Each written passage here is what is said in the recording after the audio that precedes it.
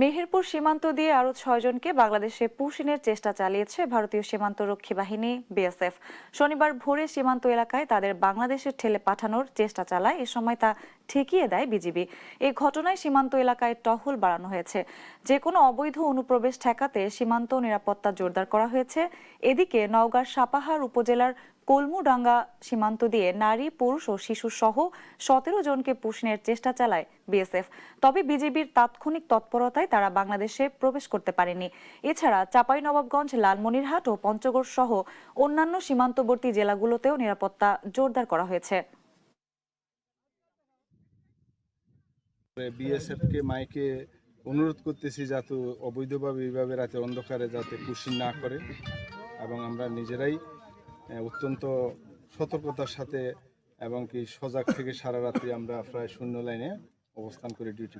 সীমান্তে পুশিনের পরিস্থিতি জানতে পঞ্চগড় থেকে সরাসরি যুক্ত হচ্ছেন সহকর্মী রাশেদুজ্জামান বাবু, নওগাঁ থেকে যুক্ত হচ্ছেন সহকর্মী কাজী কামাল হোসেন। প্রথমে চলে যাচ্ছি পঞ্চগড়ে। বাবু, সীমান্তে এই মুহূর্তে পরিস্থিতি কেমন দেখছেন? বিজিবির টহল নজরদারি কেমন দেখছেন? সব মিলিয়ে জানাবেন।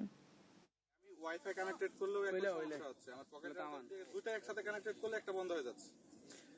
সঞ্জিতা, আপনাকে শুভ সকাল। আপনি জানেন যে আসলে গতকালকে ভোর থেকে কিন্তু আসলে এই যে পঞ্চগড়ে যে বড়বাড়ি সীমান্ত রয়েছে, সেই সীমান্তের পাশে অপরদিকে ভারতের যে বেরুবাড়ি রয়েছে, সেই সীমান্ত দিয়ে অনুপ্রবেশ করেছে কিন্তু 10 জন নারী পুরুষ। সেই নারী পুরুষরা আসলে কিন্তু গতকালকে ভোর থেকে এখন পর্যন্ত কিন্তু একই জায়গায় অবস্থান করছে, অর্থাৎ শূন্য রেখার মধ্যে কিন্তু তারা অবস্থান করছে। আমরা দেখতে পাচ্ছি, যদি আপনাকে ক্যামেরার চোখে দেখাতে চাই, যে এখন পর্যন্ত আমরা দেখছি যে আসলে এইখানে যে 10 জন নারী পুরুষ রয়েছে তারা কিন্তু আসলে এখন পর্যন্ত অবস্থান করছে।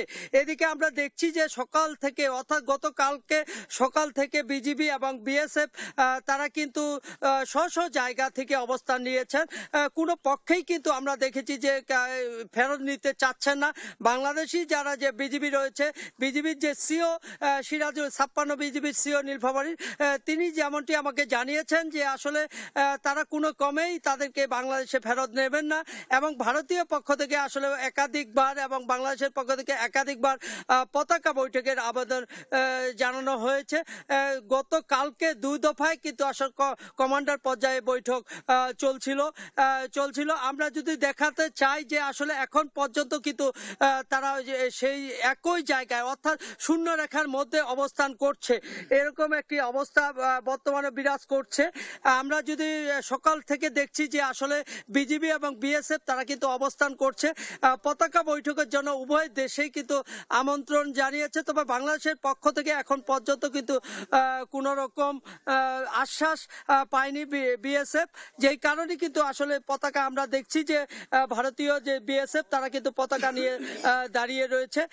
এখন যদি কমান্ডার পর্যায়ে যদি বৈঠক হয়, তাহলে আমরা কিছুক্ষণ পরে হয়তোবা 10টা বা 11টার মধ্যে একটা বৈঠক হওয়ার সম্ভাবনা থাকতে পারে বলে আমি জানতে পেরেছি। এদিকে যদি আমি কথা বলতে চাই যে এই বড়বাড়ির ইয়াতে স্থানীয় এক নাগরিককে সাথে কথা বলতে চাই। আপনার কাছে জানতে চাই যে আসলে আপনি কি দেখছেন গতকালকে থেকে? গতকাল বৃহস্পতিবার রাতে থেকে, হ্যাঁ বৃহস্পতিবার রাতে 10 জন মানুষকে ভারত থেকে আমাদের বাংলাদেশ এদিকে পোস্ট করে দিয়েছে, এবং তারা 2 দিন থেকে আজকে এই ইন্ডিয়ার মাঝখানে এই 1 হাঁটু পানির উপরে তারা অবস্থান করে আছে। আচ্ছা, ধন্যবাদ। আমরা শুনছিলাম যে গতকালকে আসলে রাতে অযোধ্যায় কিন্তু আসলে বৃষ্টি পড়ছিল, সেই বৃষ্টি উপেক্ষা করে কিন্তু আসলে এখন পর্যন্ত তারা অবস্থান করছে। এই ছিল পঞ্চগড়ে বড়বাড়ি সীমান্ত থেকে আমার কাছে সর্বশেষ। আমি চলে যাচ্ছি কামালের কাছে। তিনি আছেন সেখানকার পুশিন জানার জন্য, সেখানে অবস্থান করছেন। আমি চলে যাচ্ছি তার কাছে। নওগাঁ কামাল। বাবু, আপনি যেমনটি বলছিলেন, নওগাঁর সাপার উপজেলার কর্মডাঙ্গা এলাকায় এই গতকাল সকাল 7:30টায় ভারতীয় বিএসএফ এর যে বাহিনীটা, তারা বাংলাদেশের প্রায় 17 জন বাংলাদেশি বলে তারা চালিয়ে দেওয়ার চেষ্টা করেছিল এবং তারা পুশিনের চেষ্টা করে। আমি এখন দাঁড়িয়ে আছি সাপাহার উপজেলার একেবারে যেই ক্যাম্পের পাশে যে ঘটনাটা, আমরা কর্মডাঙ্গা যে ক্যাম্প, সেই ক্যাম্পের সামনে, এবং একটা নদী, এটা হচ্ছে পুনর্ভবা নদী।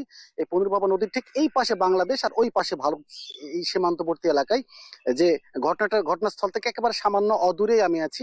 আমি এটা নিয়ে স্থানীয়দের সাথে কথা বলেছি। আমি এখানকার যে কর্মডাঙ্গা ক্যাম্পের যে ইনচার্জ এখানে আছেন মিজানুর রহমান, তার সাথে কথা বলেছি। কথা বলে বিষয়গুলো জানার চেষ্টা করেছি। সবচেয়ে বড় কথা হচ্ছে, সকাল থেকে আমি নওগাঁ 16 বিজিবির যিনি কমান্ডার আরিফুল ইসলাম, তার সাথে ফোনে কথা বলার চেষ্টা করেছি, কিন্তু তিনি ফোন ধরেন নাই। তবে দীর্ঘ 19 ঘন্টার এই যে আহ, এই সীমান্তবর্তী যে জিরো পয়েন্টে, অর্থাৎ নোম্যান্স ল্যান্ডে, এই 17 জন নারী, পুরুষ এবং শিশু যারা ছিল, তারা ঠিক রাত 2টা থেকে 2:30টার মধ্যে বাংলাদেশের বিএসএফ, বাংলাদেশ বিজিবি ভারতীয় বিএসএফ এর কাছে হস্তান্তর করেছে এবং তারা পুশ ব্যাক করতে সক্ষম হয়েছে। অর্থাৎ এখানকার যিনি ক্যাম্প কমান্ডার যিনি আছেন, তিনি জানিয়েছেন যে রাত ঠিক 2টা থেকে 2:30টার মধ্যে তারা ভারতীয় যে লাইট ছিল, সার্চ লাইট যেটি ছিল, এই লাইট বন্ধ করে, অন্ধকার করে তারা বিএসএফ এর কাছে আবারও ব্যাক করেছে এবং হস্তান্তর করেছে, এবং এই 17 জন নারী পুরুষ আবারও ভারতে ব্যাক করে চলে গেছে। এই মুহূর্তে সীমান্তের অবস্থা মোটামুটি স্বাভাবিক অবস্থা রয়েছে, যদিও অতিরিক্ত বিজিবি সদস্য মোতায়েন করা হয়েছে এবং তারা টহল দিচ্ছেন এবং তারা সর্বশেষ জানার চেষ্টা করছে। তো নওগাঁ থেকে আমার কাছে মোটামুটি এমনটি ছিল সর্বশেষ তথ্য। বাবু ও কামাল, আপনাদের ধন্যবাদ। দর্শক, সীমান্তে পুশিনের খবর জানাতে পঞ্চগড় ও নওগাঁ থেকে যুক্ত ছিলেন সহকর্মীরা।